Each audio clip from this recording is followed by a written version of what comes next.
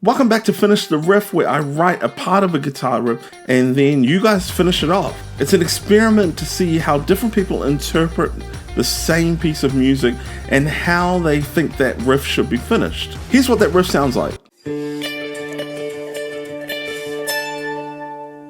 It's always amazing to me that you can start with the same building blocks or stimulus, and then depending on your experiences, your style of playing, your influences, you will hear that music and take it in a completely different direction from someone else. So let's see how people have finished this riff.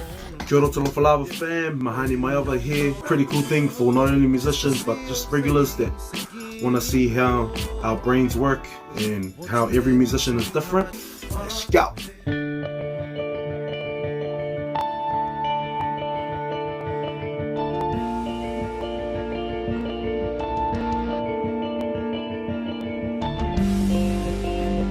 Oh snap. Yeah.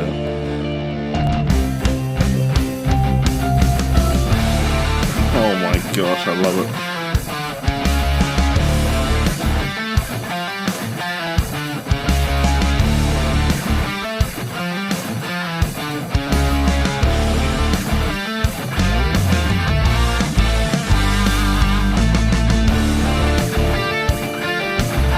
Oh, I like that the main riff is there.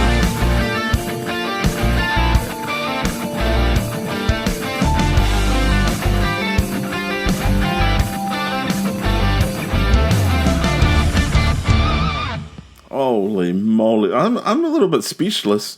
One interesting thing going on here is that Mahaani has got the riff going in an interesting time signature where it's 6/4, meaning that there's 6 beats per bar, so it's kind of an odd time signature. So if we try and count along, it would go 1, 2, 3, 4, 5, 6. 1, 2, 3, 4, 5, 6. 1, 2, 3, 4, 5, 6. 1, 2, 3, 4, and then he switches here to normal time to 4/4. 1, 2, 3, 4. 1, 2, 3, 4. Odd time signature, and then it falls back into what you're used to hearing in the beginning. So clever, so clever. And the other cool thing about when it switches back to 4/4 time signature is that the riff suddenly jumps up an octave. So what does that mean? It means that he's playing the same notes on the guitar. It's still playing his A, B, C, Ds, but he's playing the A, B, C, Ds higher up the neck. So the same notes, but it's stepping up. It's becoming more intense, I suppose. And oh my gosh, I love that so much. Thank you so much, Mahaani. Love what you do. Make sure you go and give the bro a follow. My name is Kristian. Absolutely stoked to be a part of Finish the Riff again. This will be my second time. This Finish the Riff is kind of special to me. I realized as I played it a couple times and slowed it down a touch, it started to sound like something like a lullaby. And I'm expecting a new Pepe in a few weeks, so I thought, oh yeah, it's perfect, I'll write this for them. I've tried to retain the rhythm that Natty had started with while trying new flavors of chords and stuff. Yeah, I hope you guys enjoy the riff. It's a special one for me. I'm dedicated to my Pepe, who'll be here in a few weeks.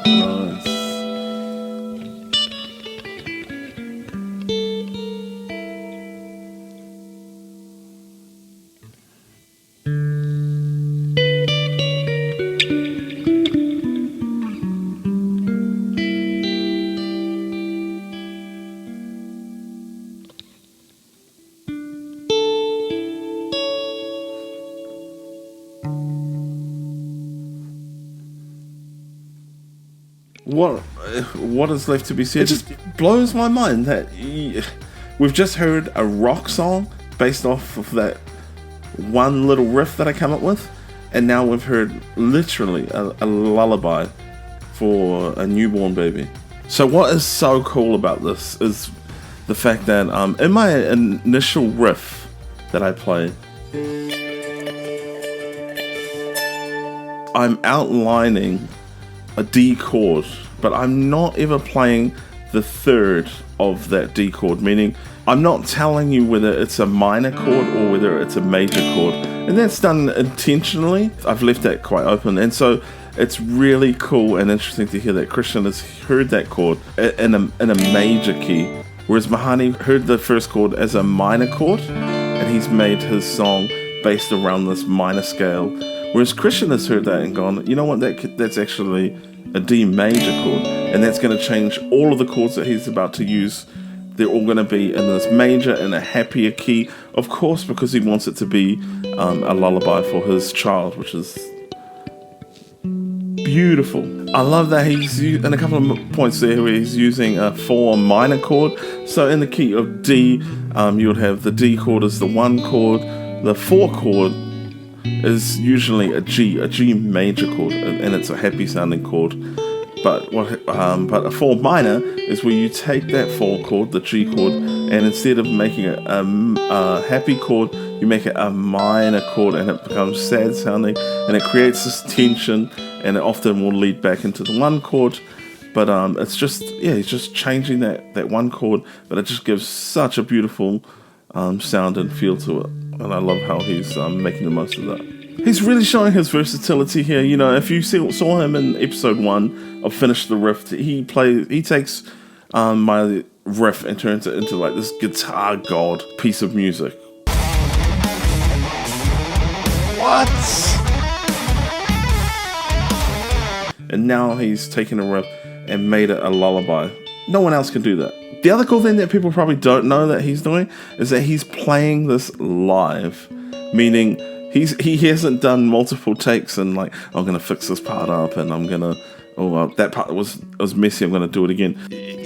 He's just playing it in one take, so it's what you're seeing is actually him playing it live, and I can't say how hard that is to do, but it's intentional. Because there's no metronome. He wants it to be free flowing because it's a lullaby and it's supposed to be in free time. So it's just a testament to how good a musician he is. Beautiful. What a beautiful piece of music, Kristian. Quick update to say that the Bennett whānau have also since given birth to their beautiful baby girl. Congrats on baby Cameron. Awesome news. God bless you guys. Woohoo! Next up we've got Danny Sugrue, who is formerly of Tomorrow People, but now with a unit called Valley Kids. Make sure you go and check him out. Give him a follow. This dude is a beast musician. Fantastic multi-instrumentalist again. The man is a killer on the drums as well as the bass guitar. Man, I hate people that can play everything, but I love this guy. He also featured in episode 1 of Finish the Riff, and he was definitely a crowd favorite. So you need to go and check out episode 1 if you haven't already, because he killed it, and I'm sure he's about to kill it all over again.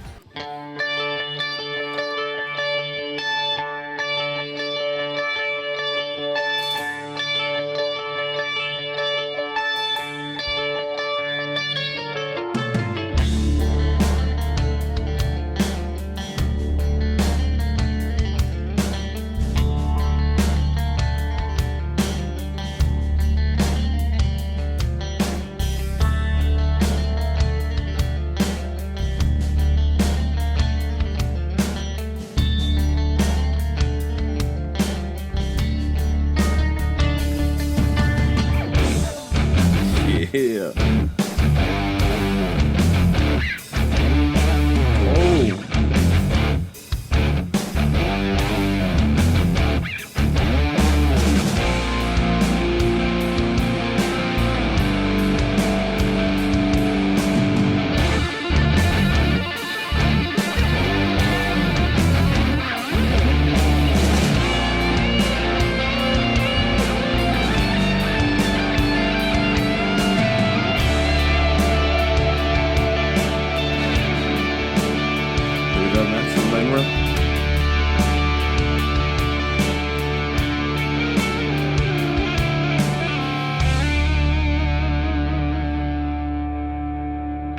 Nice legs. The dude is a master. The fact that he was the drummer in a reggae band and then he can play like that is just on the guitar. And he's got nice legs. That is so buzzy. It's so cool. He's playing like it almost sounds like a sitar, and the scale that he's playing is kind of outside of what you would expect to hear in the key. It's kind of unsettling, this tension that he's building. It gives almost a haunting effect.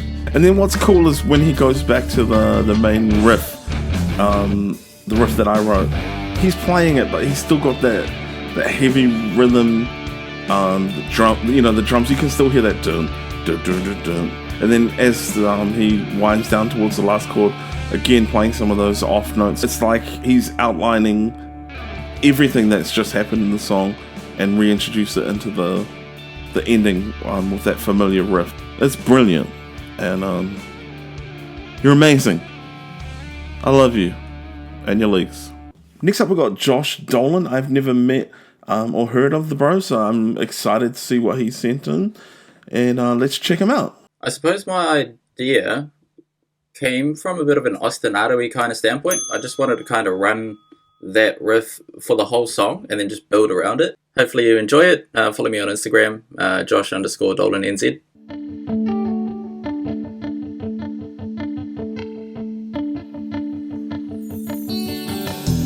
Very different take on it. I'm intrigued.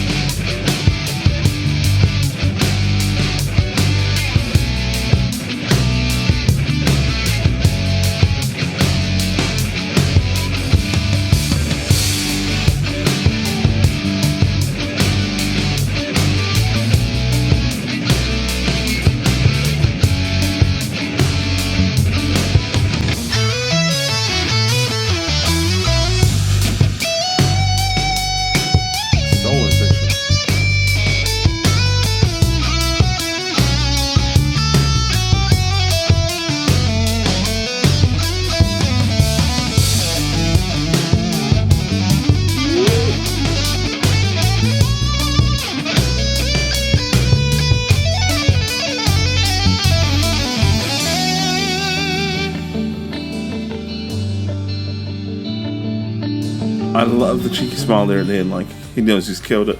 Wow, Joshua Dolan, everybody. Let's remember that name, because I think we're going to be hearing a lot more from him. Well, I certainly am, because I'm following him on Instagram, and you guys should too. So an ostinato is where you have like a melody or something that is repeated again and again, and that was the basis for his approach to the riff. See, and you can still hear can still hear that underneath all of that rhythm playing, which is so cool. Genius. And then he's got that little run that's played in octaves on the bass and the guitar, which introduces the next section of the song. That's a really nice touch. I love that. So even as he's shredding and ripping up here, if you listen carefully, you can still hear that boom, boom, boom, boom, boom, still going underneath. I think it's so cool that you can have that same ostinato, as he's referred to it as, throughout the whole thing, and yet he takes us on such a journey, you know, like there's multiple sections, and there's even a guitar solo section, and he just gets to let loose and show you his true power level, which is over 5,000 Kakarot. Today. My light died because my joke was so bad. What an amazing submission. Thank you so much, Josh. Well, there you have it, guys. Leave us a comment and tell us who your favorite submission was from today and why. And if you want to see more of this, tell us in the comments. Follow along, and we'll see you in episode 4. And a huge thank you to each one of those fantastic musicians who finished the riff with us today. Do you know someone who should finish the next riff? You need to share this video with them and tag them straight away so they can be in the next episode. Don't forget to follow each one of our guitarists. Their links are in the description, of course. Thanks guys, God bless, and let's do this again.